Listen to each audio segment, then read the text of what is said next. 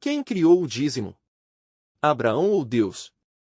O conceito inicial do dízimo aparece pela primeira vez na Bíblia em Gênesis 14, 18 e 20, quando Abraão dá 1/10 de tudo que possui ao sacerdote Melquisedeque. No entanto, essa prática é estabelecida de forma mais estruturada por Deus nos livros de Levítico, Números e Deuteronômio como parte das leis dadas aos israelitas. Portanto, mesmo que Abraão tenha sido o primeiro a praticá-lo, a instituição formal do dízimo como uma obrigação religiosa vem de Deus segundo a tradição bíblica. A história de Abraão e Melquisedeque ocorre em Gênesis 14, 18 e 20. Aqui está um resumo detalhado. Após uma grande batalha onde Abraão resgata seu sobrinho Ló, ele retorna vitorioso. Melquisedeque, que é tanto o rei de Salém quanto o sacerdote do Deus Altíssimo, encontra Abraão. Melquisedeque traz pão e vinho e os oferece como símbolo de bênção e hospitalidade. Ele abençoa Abraão, reconhecendo-o como um homem favorecido pelo Deus Altíssimo, Criador dos céus e da terra. Melquisedeque diz: Bendito seja Abraão pelo Deus Altíssimo, Criador dos céus e da terra. E bendito seja o Deus Altíssimo que entregou seus inimigos em suas mãos.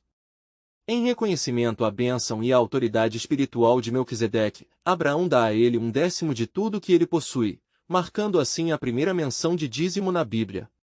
Através deste ato, Abraão mostra gratidão e respeito pela divindade e pela figura sacerdotal de Melquisedeque. Esta história é significativa por várias razões. 1. Reconhecimento divino. Abraão reconhece Melquisedeque como sacerdote do Deus Altíssimo. 2. A bênção de Melquisedeque sobre Abraão reforça a relação especial entre Abraão e Deus. 3. O dízimo. Abraão dá um dízimo, um ato de devoção e gratidão. A figura de Melquisedeque aparece novamente em Salmos e na Epístola aos Hebreus, sendo relacionada a Jesus Cristo no Novo Testamento como uma figura de sacerdote eterno. Melquisedeque é uma figura misteriosa e significativa na Bíblia, mencionada principalmente em 3 partes, Gênesis 14, 2.18 e 20, Salmos 110, 4 e Hebreus 7. Aqui está uma visão geral de quem ele era. Um rei de Salém e sacerdote do Deus Altíssimo. Gênesis 14, 18 e 20, Melquisedeque é apresentado como o rei de Salém, que muitos estudiosos acreditam ser a antiga Jerusalém, e sacerdote do Deus Altíssimo. Ele encontra Abraão após a batalha e oferece pão e vinho, abençoando Abraão e recebendo um dízimo dele.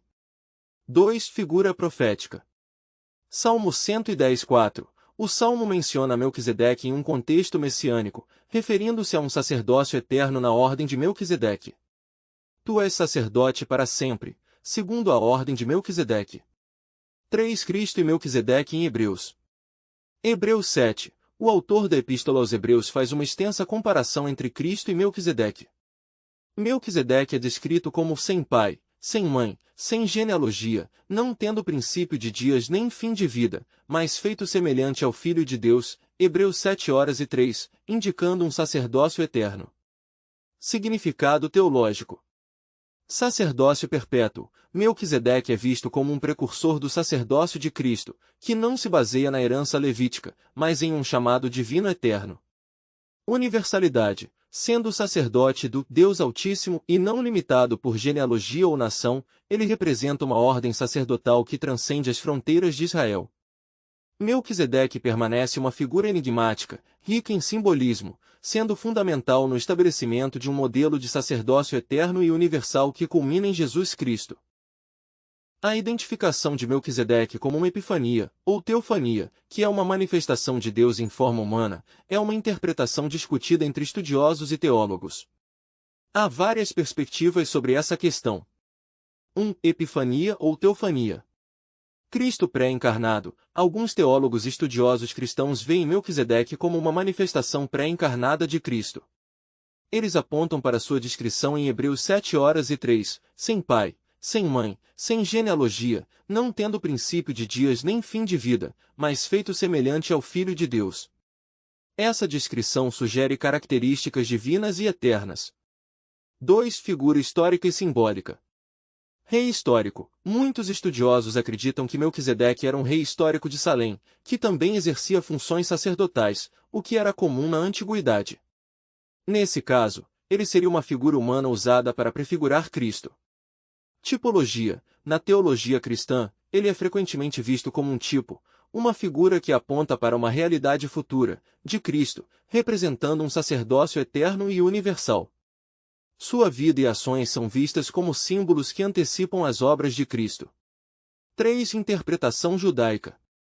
Rei sacerdote. Na tradição judaica, Melquisedeque é geralmente visto como um rei sacerdote que adorava o Deus Altíssimo. Ele não é visto como uma manifestação divina, mas como uma figura piedosa e justa.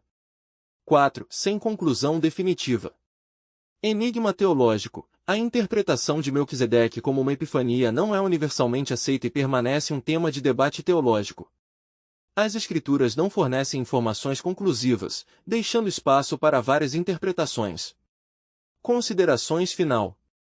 Embora haja argumentos fortes para considerá-lo uma epifania, especialmente dentro do contexto da Epístola aos Hebreus, a perspectiva de Melquisedeque como uma manifestação direta de Deus ou Cristo pré-encarnado não é um consenso universal.